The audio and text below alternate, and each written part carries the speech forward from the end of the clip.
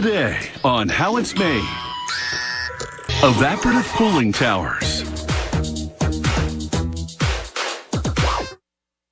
Evaporative cooling towers keep large buildings and industrial machines cool. Circulating liquid carries the excess heat to the cooling tower, typically installed on the roof. The tower uses cold water to cool that fluid, then transfers the heat to the atmosphere through an evaporation process.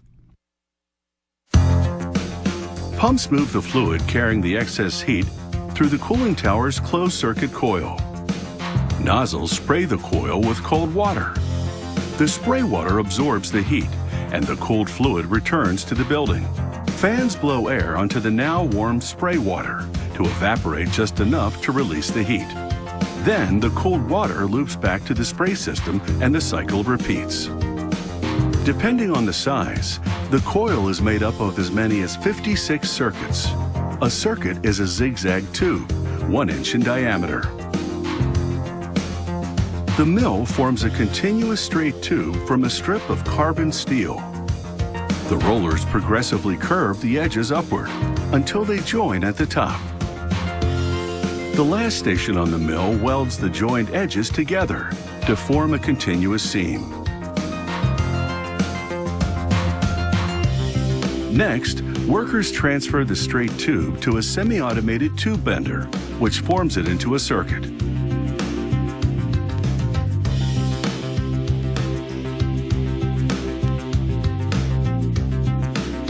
Depending on the size of the circuit, there can be as few as 6 bends or as many as 18. To make a circuit with 18 bends can require a straight tube that's over 300 feet long.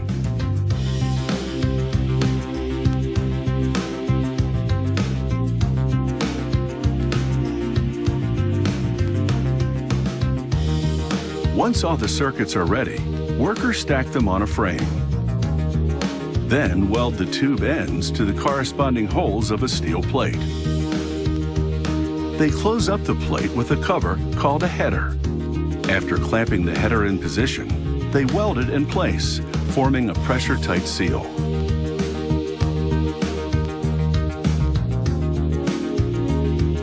The coil is now fully constructed and ready for testing.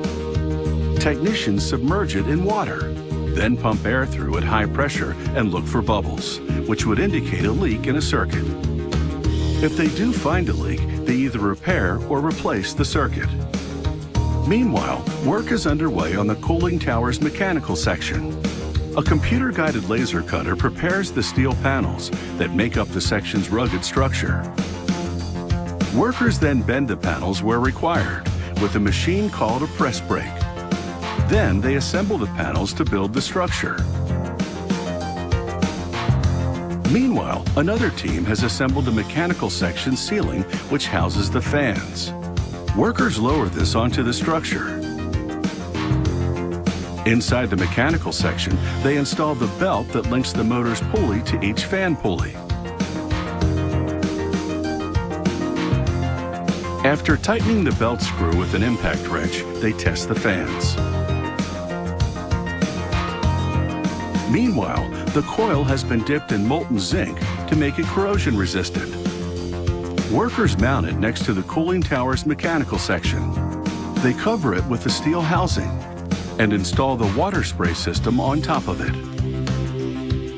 The sprayed cold water absorbs the heat from the fluid circulating through the coil. The fans then cool the water by evaporation as it flows downward through a bundle of PVC sheets. The machine first heats the PVC to soften it, then stamps it with a mold plate. This imprints a proprietary pattern of peaks and valleys. This pattern is the secret to the evaporative cooling process because it moves the air and spreads the water in a way that maximizes efficiency. Workers stack the sheets on pole supports to construct a bundle of 300 sheets. After placing the bundle in a housing, they install it over a basin. This basin collects the cold water before it's pumped back up to the sprayers to repeat the cycle. This completes the cooling tower's lower module. They now mate it with the upper module, containing the fans, coil, and spray system. This evaporative cooling tower has more than 300 times the capacity of a typical residential air conditioning system. Now that's pretty cool.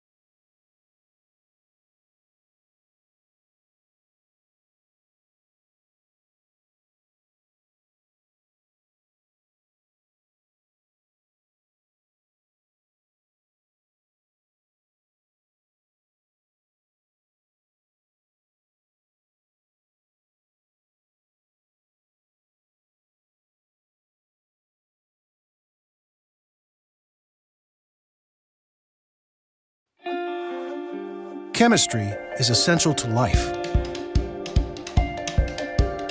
And one company is essential to chemistry. It's a new company backed by centuries of experience. A company at the very center of chemistry. A company that puts you at the center as well. A company called Chemours. At Chemours, we have a simple aim: to take the everyday and make it better. We do extraordinary things to improve ordinary things, to make them stronger, faster, smarter, more sustainable. Chemours starts with chemistry itself. Our chemistry is at the forefront of progress. It offers customers industry-leading products from industry-leading minds. That's our chemistry. Chemistry that leads to fundamental change. Chemistry that stays ahead of market demand. Chemours sees a colorful world, a vibrant and stunning world. A world where our advances in titanium dioxide lead our customers to create more while using less. Brighter, bolder, whiter. Chemours is capable, helping our customers thrive, grow, and profit. With chemical solutions that make processes more efficient, more productive, more useful, and enable industry-defining applications. Chemours works for a cleaner world, with fluoro products and solutions that have a positive impact on people's lives, and as little impact as possible on our planet. We do all this working hand in hand with our customers, providing end-to-end support to help them find newer, more efficient ways of doing business.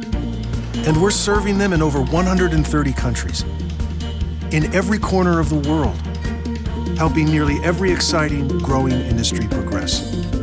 Automotive, paints, plastics, electronics, telecommunications. Wherever chemistry is needed, that's where you'll find us. The courageous, the conscientious, the committed. We're over 8,000 catalysts.